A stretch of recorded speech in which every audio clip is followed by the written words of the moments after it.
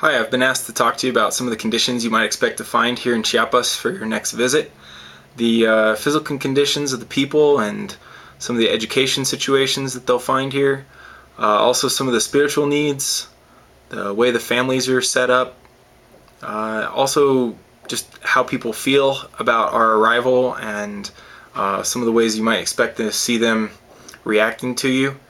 And then some of the challenges that you'll be facing as you work here. So just jump right into it here. The physical conditions of most of the Indian people that we work with, they'll be living in a wood or concrete home, usually not very nice. About the size of a standard bedroom is even the whole house occasionally.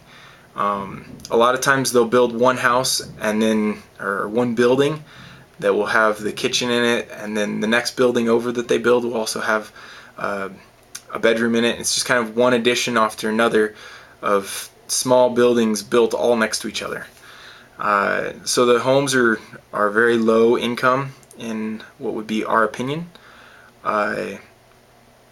Most of the time they have a dirt floor, tin roof, and they'll be cooking on an open fire. They boil their water to purify it or clean it. Their drinking water, they boil it. And most of the time they're eating corn, beans, tortillas. Sometimes chicken would be the main meat that they eat. Some fruits and vegetables, although most of the villages, I'm not sure why, and I'm still trying to reverse this. Most of the villages do not grow their own fruits and vegetables. They bring them in from outside.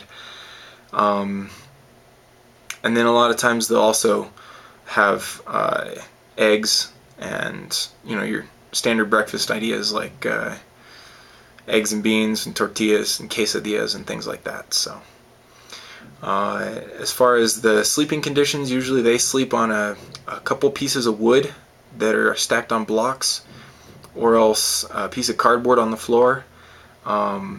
Sometimes they'll have a blanket under them, but most of the time they just sleep wrapped in a blanket basically on the floor, or else on cardboard or a piece of wood. Most of the furniture in a home is made of wood and is homemade, and usually kind of roughly built.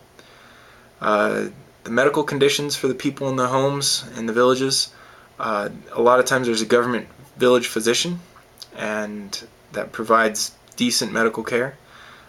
Sometimes that's not available, and there will be private physicians in the area, but a lot of times they can't afford that. So that's why you'll see we sometimes bring medical teams to augment that problem. Let's see. The climate in most of these areas we'll be working in is rainy. During the rainy season, we have about 8 months of rain every year, and it'll rain at least every day during rainy season, for 3 or 4 hours usually in the afternoon. Pretty typical rainy season. Usually hot in the lower jungle areas that we go to. If we're going to be in a high elevation jungle, it'll be a little bit cooler, not quite as oppressive, but still definitely warm. Let's see. The churches in the area are typically congregational type and have a lot of denominational leanings. Presbyterians don't talk to Baptists, and Baptists don't talk to Pentecostals, and they don't get along. So you'll have a lot of people ask you, okay, so you're a Christian, what church are you from?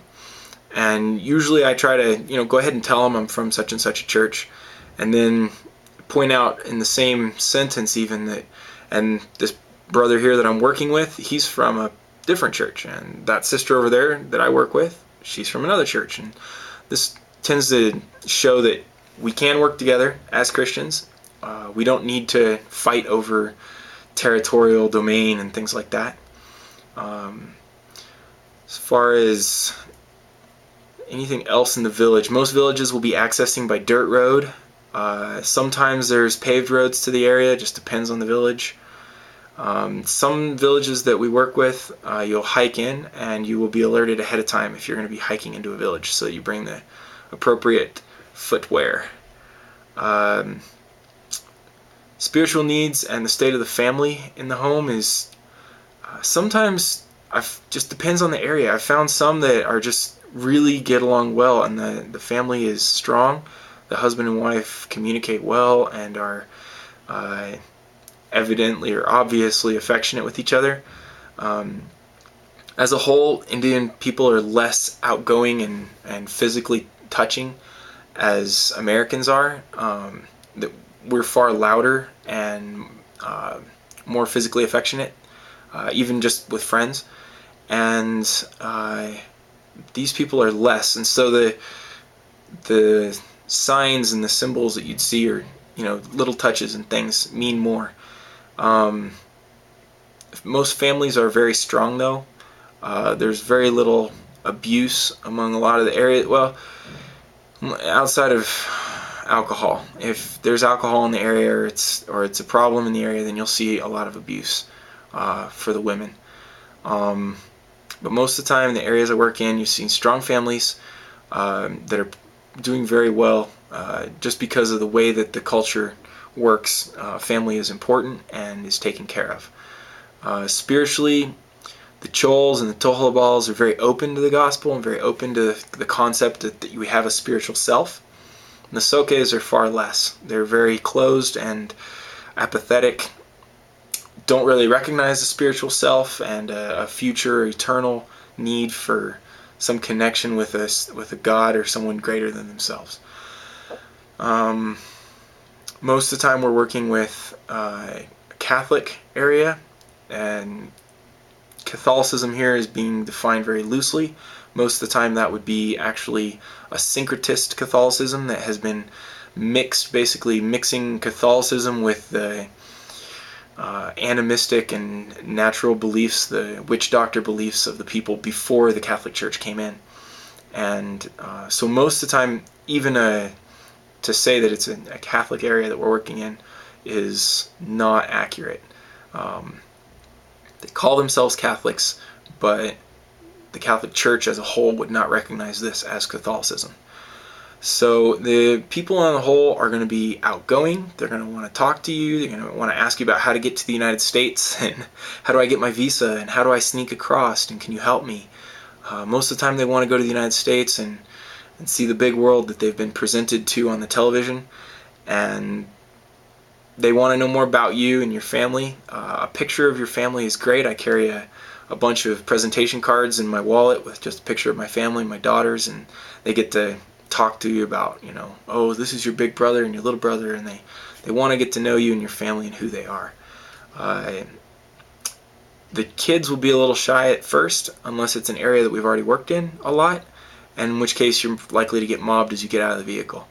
Otherwise, to draw the kids out, just get down on their level and talk to them just like you do with any kid in any country.